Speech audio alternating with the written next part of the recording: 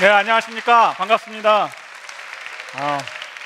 저는 건축가 김원철입니다. 예, 바로 시작을 하겠습니다. 세상을 바꾸고 싶으십니까? 저도 세상을 바꾸고 싶습니다. 그래서 이 자리에 섰습니다. 그런데 세상을 바꾸려면 내 자신이 먼저 바뀌어야 된다고 생각이 들었습니다. 세상을 바꾸려면 여러분 자신이 먼저 바뀌어야지 세상이 바뀝니다. 최근에 제가 강남에서 짓고 있는 지금 설계하고 있는 집입니다. 단독주택인데요. 제가 건축가이기 때문에 건축가의 정체성을 보여주기 위해서 자랑을 하려고 지금 설계하고 있는 집입니다. 꽤 이쁘죠? 예, 별로 반응이 없네요. 꽤 이쁜 겁니다. 예, 꽤 이쁩니다. 집을 지을 때는 혼자 살기 위해서 짓지는 않습니다. 더불어 함께 살기 위해서 집을 짓습니다. 또 우리라는 공동체를 생각하면서 집을 설계를 합니다. 함께 하는 상상력과 공감의 상상력이라는 게 필요합니다. 모든 직업이 다 그렇겠지만 내가 모든 것을 다 체험할 수 없기 때문에 가장 필요한 것은 무엇이냐면 상상력이 필요합니다. 오늘 지금 이 자리에서 제가 이야기하는 이런 단어들이 있는데요. 이 모든 단어들이 다 한 조합이 돼서 맨 마지막에 결론이 날 것입니다. 이것에 잘 집중해 주셔야 될 것 같습니다. 상상력이 필요한 작업입니다. 제가 오늘 밤 3명을 소개시켜 드릴 겁니다. 제 인생에 있어서 많은 만남이 있었지만 만남이 중요하다고 그러잖아요. 그렇죠? 오늘 제가 3명을 소개를 시켜 드릴 텐데 첫 번째 만남은 저희 아내입니다. 저는 결혼한 지 2년이 채 안 됐습니다. 그 옆에 있는 애는 이제 만 10개월째 접어드는 제 딸입니다. 예, 제 딸을 보면서 어떤 사람은 그럽니다. 저 아이 키우려면 뭐 한 2억 들고 3억 들고 그런 걱정부터 합니다. 그리고 지금 한국 사회에 그런 걱정이 너무 많이 팽배해 있어요. 내가 여러분에게 이야기하고 싶습니다. 이 아이를 제가 밤에 안고 있잖아요. 허리가 아픕니다. 온몸이 아파요. 맞아요. 그리고 자는데 애가 깨고 하니까 애 엄마가 거의 잠을 못 자고 너무 힘들어요. 애기 양육하는 거 너무 힘듭니다. 그렇지만 얘를 안고 있을 때 얘가 나를 한번 눈이 마주쳐가지고 한번 나한테 미소를 짓잖아요. 모든 것이 다 날아갑니다. 무슨 말인지 아세요? 예, 아이 많이 낳으세요. 아이 많이 낳으셔야 됩니다. 예. 두 번째 만남입니다. 제가 너무 좀 약간 흥분했나요? 두 번째 만남입니다. 지선아 사랑해라는 책을 쓴 이지선입니다. 이지선 작가입니다. 제가 이지선 작가를 만나고 어떤 지인의 소개로 단둘이서 만나서 저녁 식사를 하는 시간을 가졌습니다. 제가 근데 이 사람을 만나서 저는 무신론자였는데 종교를 갖게 됐고요. 지금 크리스찬입니다. 세 번째 만남입니다. 이창순 청년입니다. 이창순 청년은 제가 MBC에서 러브하우스라는 프로그램을 제일 처음에 할 때 여러분들이 제가 착한 일 많이 한다, 좋은 일 많이 한다라고 알려지게 한 그 프로입니다. 근데 사실은 그렇지 않습니다.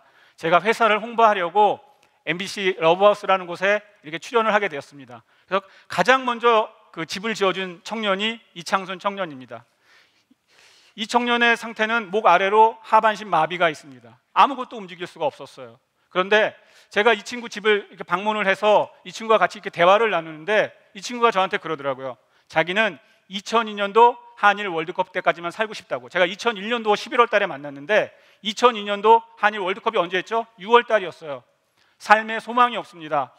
내가 매일 방에 누워가지고 너무 살기 힘들다고, 자기 죽고 싶다고. 그러면서 그 장애의 몸에 담배를 피우더라고요. 그래서 내가 너 왜 담배 피니? 그랬더니 자기가 유일하게 할 수 있는 일이 담배 피는 일이라고. 제가 아무 소리를 못했어요, 사실은.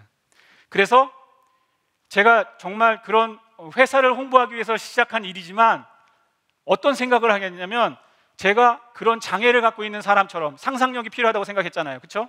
이 친구가 과연 무엇이 필요할까? 내가 그 마음을 알 수가 없는 거예요. 그래서 매일매일 생각을 했어요. 과연 내가 그런 장애가 있으면 방에만 누워있으면 무엇이 필요할까? 계속 생각을 했어요. 그래서 어느 때는 사무실에서 정말 늦게까지 일을 하다가 사우나에서 잠을 자고 새벽에 현장 가서, 그러니까 밤에 그림을 그려서 그 다음날 가서 한 달 만에 집을 지으니까 설계 기간이고 뭐고 없는 거예요. 방송 그 시간이 있으니까. 그래서 제가 정말 그렇게 해서 집을 짓게 됐어요. 그런데 나중에 그 방송은 다 끝나고요. 모든 시설은 다 고장이 났지만 이 친구가 그 집 안에서 뭘 했는지 아세요? 인터넷을 통해서 검정고시 시험을 봤어요. 고졸 원래 학력이 없었는데 중졸 원래 중졸도 없었어요. 근데 고졸도 다 돼서 어느 날 전화가 왔어요. 형, 내가 대학을 가고 싶은데 다른 거는 다 독학이 되는데 인터넷으로 독학이 되는데 영어는 독학이 안 된다. 내가 그러면 내가 과외를 시켜줄 테니까 선생님을 하나 찾아서 나 전화번호를 가르쳐줘라. 제가 착한 일 한번 했습니다. 과외를 시켰어요. 과외를 시켰어요. 그랬더니 그 해에 숭실대 사회복지과에 합격을 했어요. 그때가 2006년도입니다. 지금 몇 년도죠? 2013년도죠? 그 친구가 대학을 졸업을 하고요. 지금 이 타고 있는 전동 휠체어를 타고 집이 경기도 군포구든요. 숭실대학교까지 학교를 가는데 2시간 걸립니다. 왕복 그럼 몇 시간 걸리죠? 4시간 걸리면서 학교를 다녔어요. 그래서 학부를 졸업을 하고 대학원도 졸업을 하고 지금 수료만 했습니다. 아직 논문은 못 쓰고 수료를 해서 지금 그런 지역 센터에서 자신과 같이 장애를 가진 그런 사람들을 위해서 일을 하고 있어요. 그런데 이 부분이 참 중요합니다. 어떤 부분이 중요하냐면 내가 지금까지 내가 하고 있는 건축이 돈을 벌기 위한 수단, 내가 세상에 명예와 명성을 갖기 위한 그런 수단으로 내가 생각을 하고 살았거든요. 그런데 내가 사실 이 친구 집을 고쳐준 것도 내 명예와 사무실 홍보를 위해서 내가 시작한 거잖아요. 그런데 그 집안에서 자살을 결심했던 청년이 살아난 거잖아요. 그렇죠? 그리고 2002년까지 살겠다는 애가 지금 2013년도입니다. 지금까지도 살아있어요. 그리고 자신과 그런 비슷한 장애를 가진 그런 사람들을 돕고 있어요. 제가 너무나 감동을 했어요. 제가 어떤 감동을 하겠습니까? 내가 할 수 있는 일을 내가 어떻게 사용하느냐에 따라서 생명을 살릴 수 있구나. 제가 그렇게 생각을 했어요. 저는 건축을 내가 너무나 하고 싶어서 시작한 그 일이 아니었어요.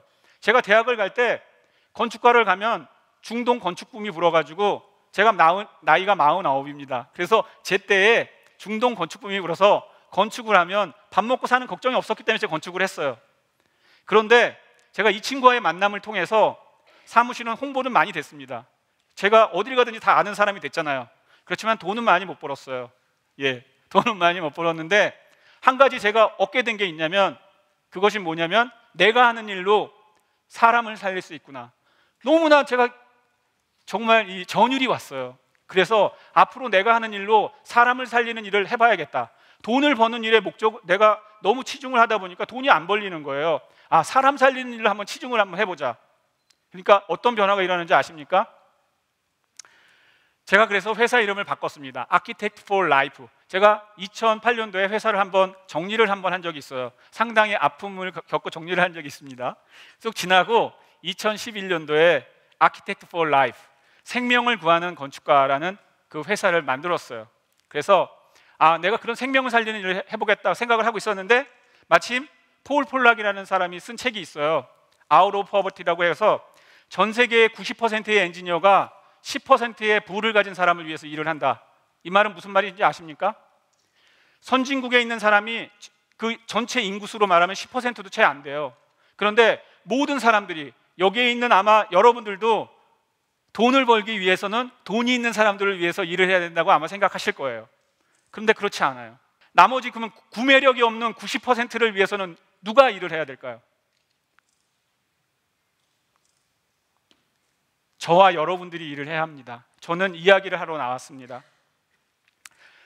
90%에 있는 사람들이 절대 빈곤에 있어요. 그 절대 빈곤이라는 게 어떤 거냐면 하루에 자기 자신을 위해서 1달러를 쓰지 못하는 사람들입니다. 1달러가 얼마인지 아시죠? 1,100원입니다. 하루 동안 1,100원을 쓰지 못하는 사람이 엄청나게 많다는 거예요. 그래서 그런 사람들을 위해서 사용하는 로우테크, 하이테크가 아니라 로우테크, 적정 기술이라는 거를 만들어서 한번 해보자.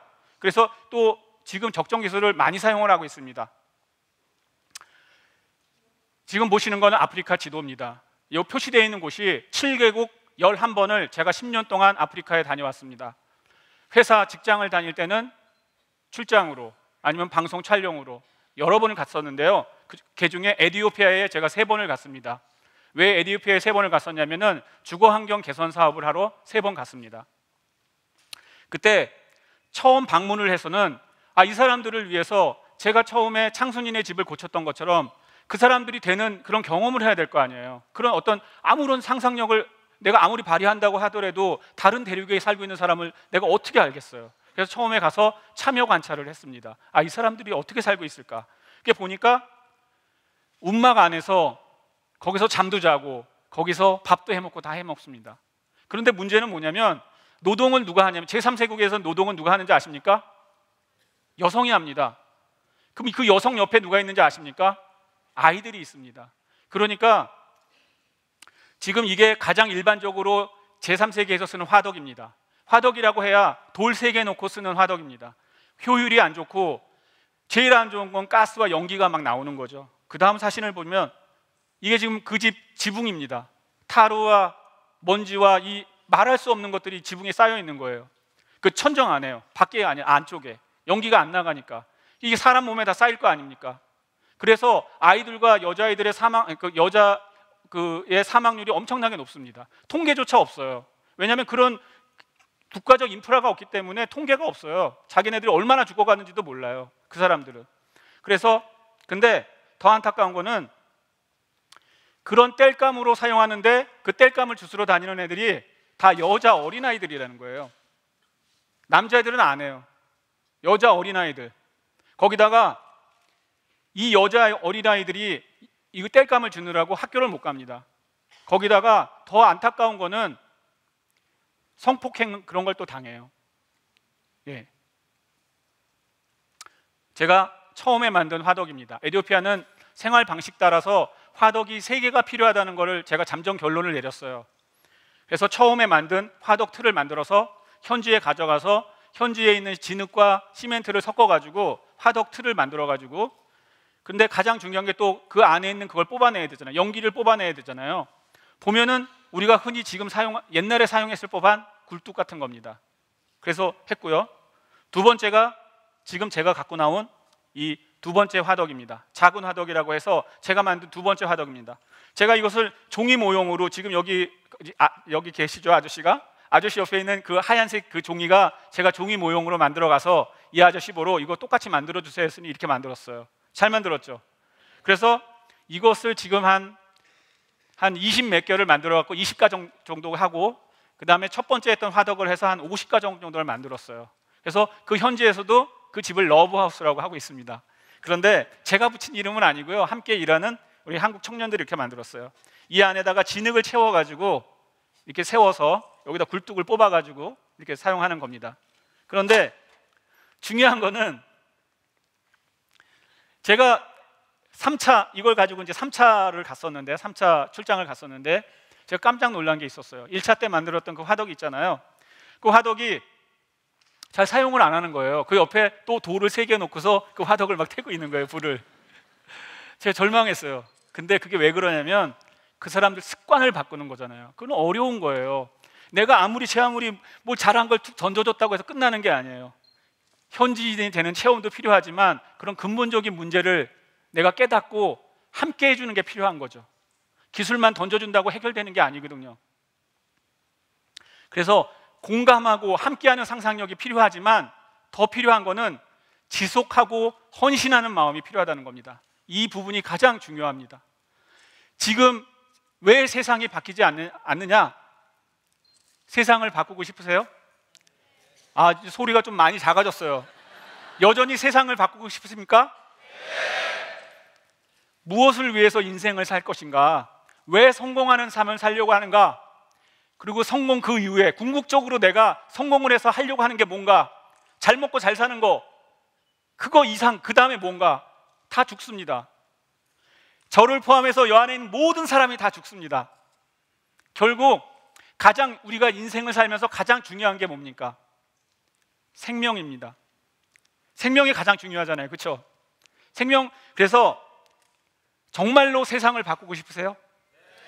예, 정말로 세상을 바꾸고 싶다면 생명 살리는 일을 하십시오. 여러분들이 지금 각자 하시는 그 모든 일이 다 생명 살리는 일을 할 수 있습니다. 의사만 생명 살리는 일 아닙니다. 제가 발견한 것처럼 여러분도 분명히 발견하실 수 있습니다. 생명 살리는 일을 하십시오. 사람은 굶어 죽어도 소들은 굶어 죽지 않습니다. 그게 세상의 메커니즘이에요. 왜 그러냐면 선진국들 소는 안 굶어 죽어요. 사료들 다 이렇게 먹여가지고. 10살 미만의 아이가 5초에 한 명씩 죽고 있어요. 제가 오늘 전자계산기로 두들겨 보니까 40 몇 명이 하루에 죽어요. 균형 잡히지 않은 세상에서 세계 사람들이 그런 이야기 많이 하잖아요. 세상은 불균형 안에 있다고. 그럼 그 불균형을 누가 균형 잡게 해줄 수 있겠습니까? 사람이 해줄 수 있습니다. 여러분들이 해줄 수 있습니다. 우리가 아무리 좋은 기술을 주고 아무리 좋은 물건을 줘도 그곳에서 제가 그걸 봤어요. 아프가니스탄에 갔었는데 카불 대학에 봉사활동을 갔어요. 일본에서 좋은 실험 기자재를 줬는데 먼지가 쌓여 있어요. 내가 물어봤어요. 이걸 왜 사용을 안 하느냐? 사용할 줄 아는 사람이 없는 거예요. 그러니까 그냥 책상으로만 사용을 하는 거예요. 사람이 가장 중요합니다. 우리가 가서 지혜를 가진 사람이 그들과 함께 있어주고 함께 해주는 거. 근데 이게 참 어려운 일 아닙니까? 여기서 매일 이렇게 깨끗하게 살다가 그런 환경 속에서 여러분 살 수 있겠어요? 어려운 일이에요. 그러니까 세상 바뀌기가 힘든 거예요. 그런데 그 일을 해야지 세상을 바꿀 수가 있어요. 내가 헌신하고 내가 희생해야지 바꿀 수 있는 거예요.